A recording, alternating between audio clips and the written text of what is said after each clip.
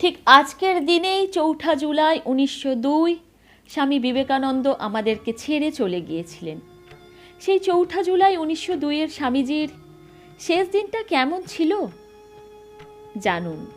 4 জুলাই 1902 ভোরবেলা ঘুম ভাঙল স্বামী বিবেকানন্দের। তাকালেন ক্যালেন্ডারের দিকে।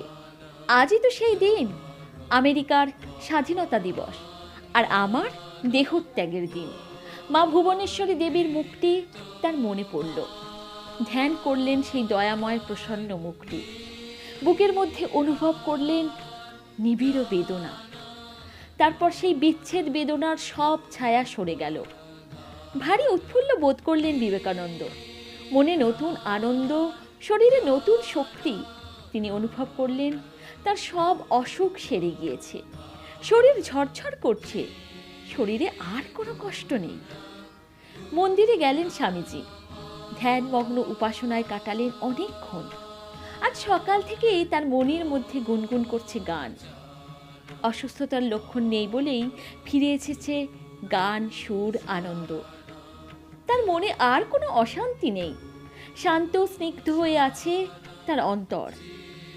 উপাসনার পরে গুরুভাইদের সঙ্গে হাসি ঠাট্টা করতে করতে সামান্য ফল আর গরম দুধ খেলেন। 4 জুলাই সকাল 8:30 প্রেমানন্দকে ডাকলেন তিনি। বললেন, আমার পুজোর আসন কর ঠাকুরের পূজাগৃহে।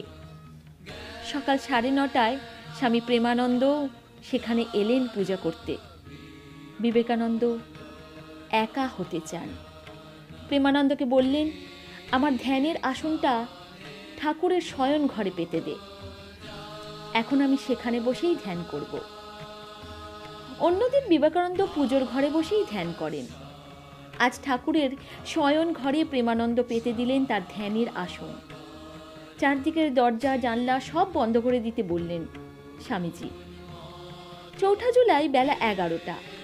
ধ্যান ভাঙলে ঠাকুরের বিছানা ছেড়ে গান গাইতে গাইতে বেরিয়ে এলেন তিনি। মা কি আমার কালো, কালো রূপা এলো কেশি, হৃদি পদ্ম করে আলো।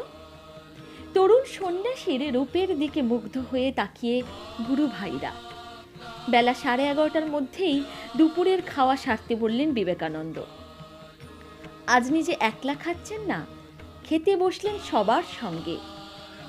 সকালবেলা বেলুর ঘাটে জেলেদের নৌকা ভিড়েছিল। নৌকা ভর্তি গঙ্গার ইলিশ।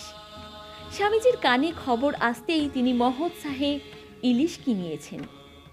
তাঁরই আদেশে রান্না হয়েছে ইলিশের অনেক রকম পদ। গুরুভাইদের সঙ্গে মহানন্দে ইলিশ ভক্ষণে বসলেন বিবেকানন্দ। তিনি জানেন আর মাত্র কয়েক ঘন্টার পর তাকে পেরোতে হবে। ডাক্তারের উপদেশ মেনে চলার আর কোনো প্রয়োজন নেই। জীবনের শেষ দিনটা তো আনন্দেই কাটানো উচিত। একাদশী করে খিদেটা খুব বেড়েছে। ঘটি বাটিগুলো খেয়ে ফেলতে ইচ্ছা করছে, বললেন স্বামীজি। পেট ভরে খেলেন ইলিশের ঝোল, ইলিশের অম্বল, ইলিশ ভাজা।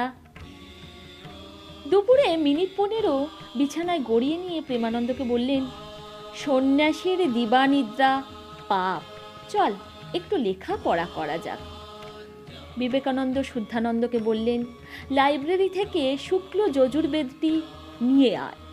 তারপর হঠাৎ বললেন, এই বেদের মহীধরকৃত ভাষ্য আমার মনে লাগে না।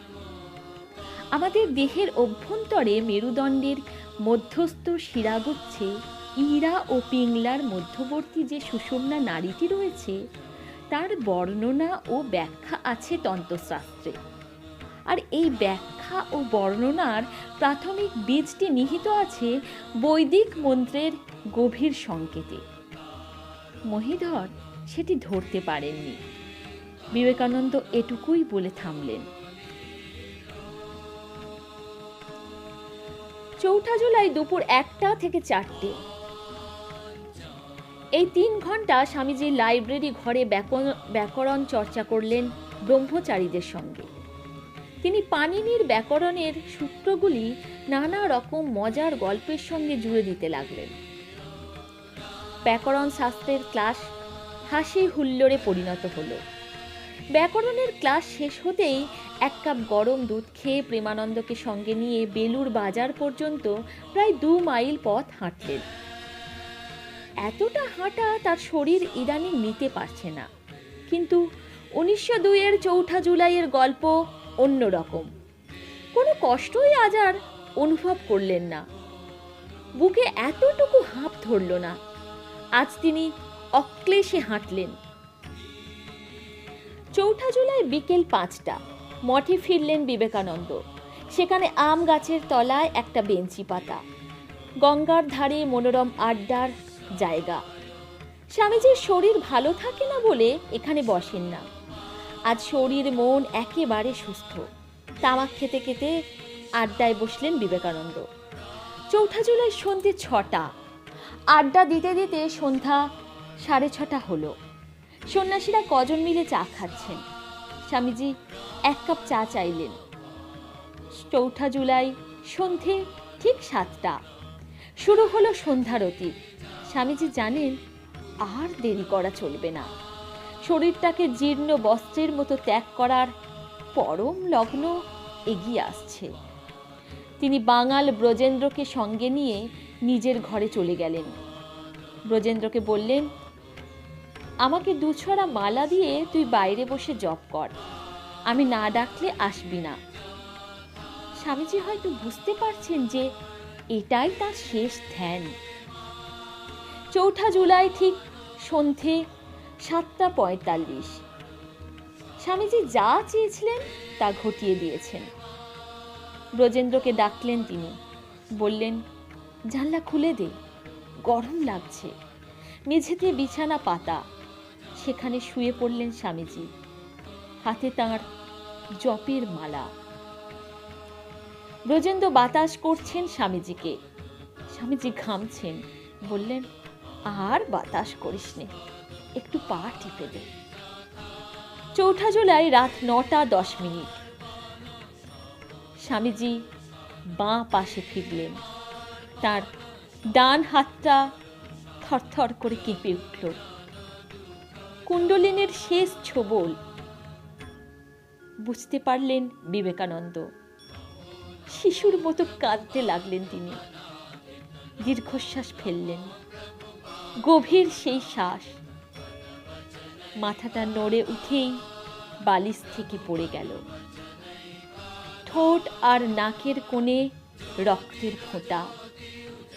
দিব্য জ্যোতিতে উজ্জ্বল তার মুখ, ঠোঁটে হাসি। চলে গেলেন ঠিক রাত 9:10।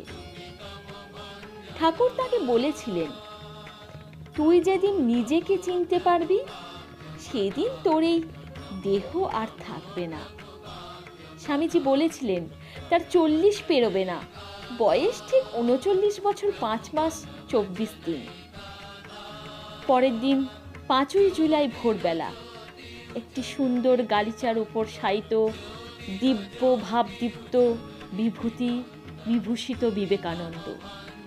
তার মাথায় ফুলের মুকুট, তার পরনে নবরঞ্জিত গৈরিক বসন।